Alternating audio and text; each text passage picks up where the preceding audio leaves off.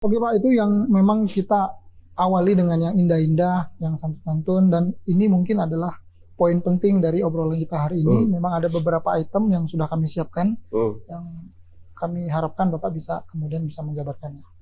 Pak, yang pertama adalah kita tahu memang Bangka Belitung ini adalah punya 3 hal penting yang kita catat. Yang pertama adalah dari sektor pertambangan, kemudian dari sektor pertanian, dan pariwisata. Yang pertama adalah sektor pertambangan, terutama timah, gitu Pak. Nah, kebijakan apa yang sudah dilakukan oleh pemerintah di eranya Bapak ini untuk kemudian ini bermanfaat bagi masyarakat? Ya, saya akui kalau di bidang pertambangan ini, karena kewenangan kita juga di samping setengah-setengah dikasih, ya, karena tambang ini banyak dan akhirnya sempat 100% menjadi kewenangan pusat, tapi dikembali lagi hanya pertambangan galian C yang diserahkan kepada provinsi. Karena setengah-setengah kebijakan ini juga membuat kebijakan yang dari kita ini nggak kuat. Nah, karena nggak kuat, apa yang kita inginkan seperti yang saya sampaikan di dalam setiap visi kita, menambang, istilahnya itu green mining. Ya.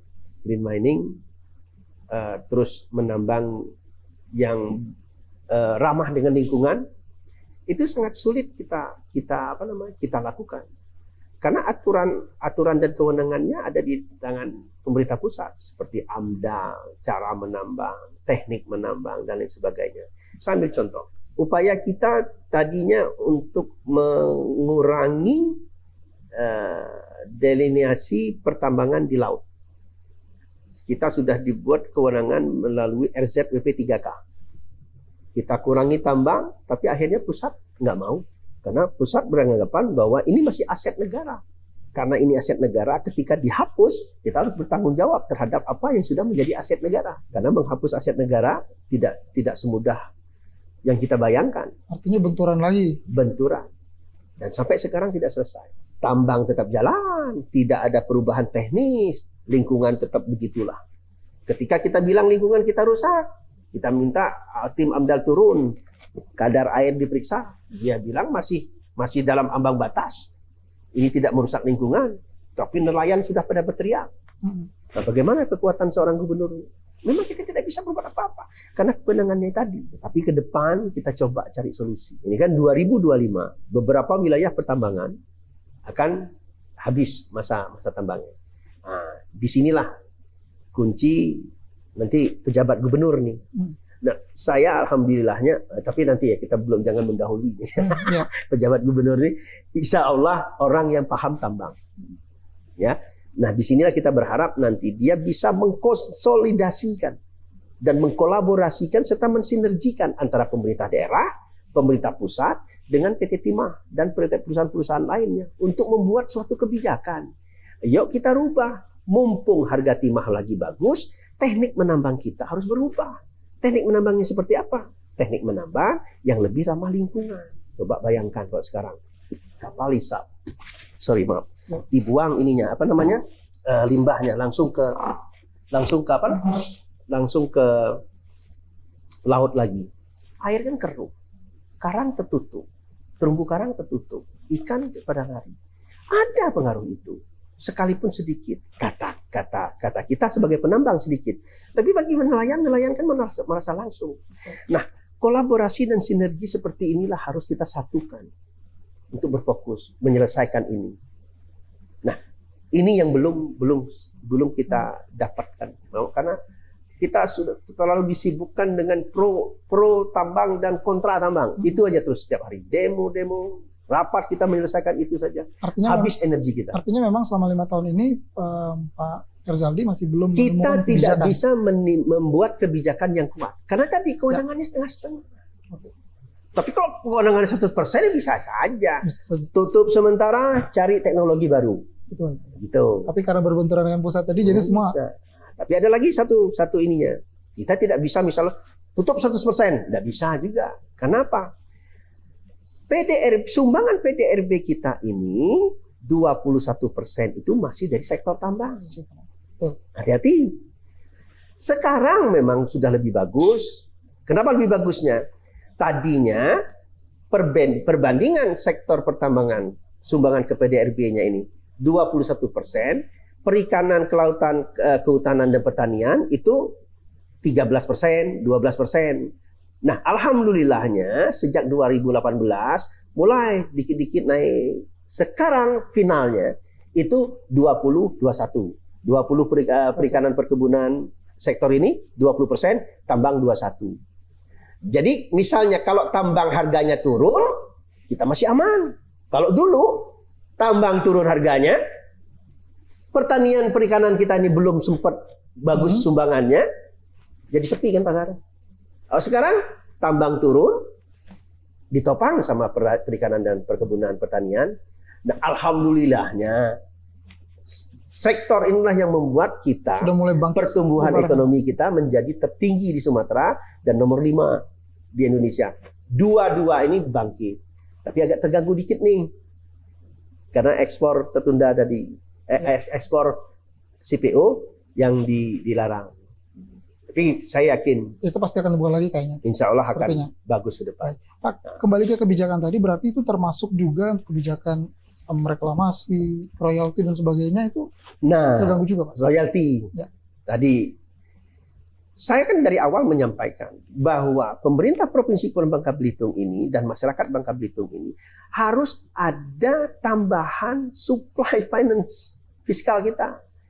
Karena kalau kita mengharapkan pembagian dari pemerintah pusat tanpa merubah struktur pembayaran kita, fiskal kita tetap masih rendah. Makanya saya berupaya minta ditambah royalti tersebut.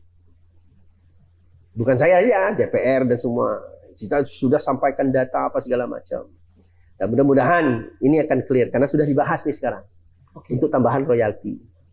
Terus yang belum ini adalah saham PT Timah. Bukan kita minta saham yang sahamnya PT Timah yang bagaimana. Saham yang atas nama pemerintah itu bagilah kepada pemerintah provinsi. Saya rasa hampir semua BUMN tinggal PT Timah lah yang belum ada bagi saham yang belum bagi. provinsi, Pak. Ya karena nggak mungkin lah. Coba bayangkan, sudah berapa tahun? 300 tahun lebih Timah di Bangka Belitung ini dieksploitasi.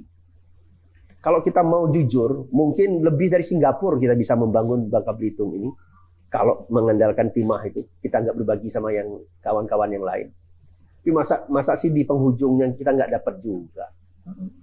Dan itu sebenarnya sudah terus disuarakan oleh Pak Erzal. Selalu terus. Dan ini suara ini saya harap didukung juga oleh masyarakat. Dan memang didukung para bupati wali kota kan sudah tanda tangan juga bersama dulu. Tapi memang belum membuahkan hasilnya. Kita harus berjuang terus lah. Karena sayang kalau belum terrealisasi. Betul. Nah, ada satu legacy yang baik nih di sektor pertambangan, bukan di komoditi timahnya, mineral ikutan. Betul, yang logam tanah jarang. Dan alhamdulillah sekarang kita sudah bisa memberdayakan beberapa perusahaan kita untuk memproses zirkon.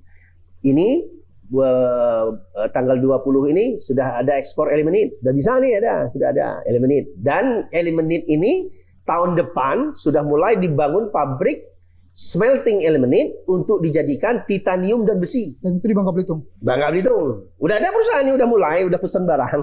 20 ini dia ekspor bahan mentah karena dia sudah bisa menguraikannya. Nah, tanggal 20 ini juga perusahaan ini akan MOU dengan Menko Manifest, dengan BRIN. BRIN ini Badan Riset Inovasi Nasional. Ya, berkolaborasi dengan PT ini untuk mengurai monasit. Nah, di monasit ini ada kurang lebih sekitar kalau tidak salah 11 atau 12 mineral. Termasuk di dalamnya thorium, lanthanum, uranium, dan yang paling banyak ini fosfat. Bayangkan fosfat ini gara-gara pupuk mahal ini kan fosfat impor. Coba, kalau kita bisa mengelola ini, fosfat ini, kita adalah daerah yang penghasil fosfat terbesar di Indonesia. Kita bisa supply ke pabrik-pabrik pupuk. Kita bisa bikin lebih murah. Dan dari beberapa item itu kemudian kita bisa berkembang lebih banyak lagi. Lebih banyak lagi. Nah, ini kita dukung nantinya. Makanya saya selalu bilang, hilirisasi. Itu intinya. Dan alhamdulillah untuk Timah, Pak Presiden pun sudah berucap bahwa 2024 akan mengurangi atau menyetop ekspor timah dalam bentuk balok. Ya. Kalau ini terjadi, kita tidak lagi bisa mengambil kesempatan ini, kita rugi lagi. Nah, bagaimana kita harus mengambil kesempatan ini agar semua investasi dan pengelolaan hilirisasi tersebut di daerah kita harus menyiapkan areal industri yang sudah berupa kawasan industri KEK itu, kawasan ekonomi Khusus industri tapi. industri.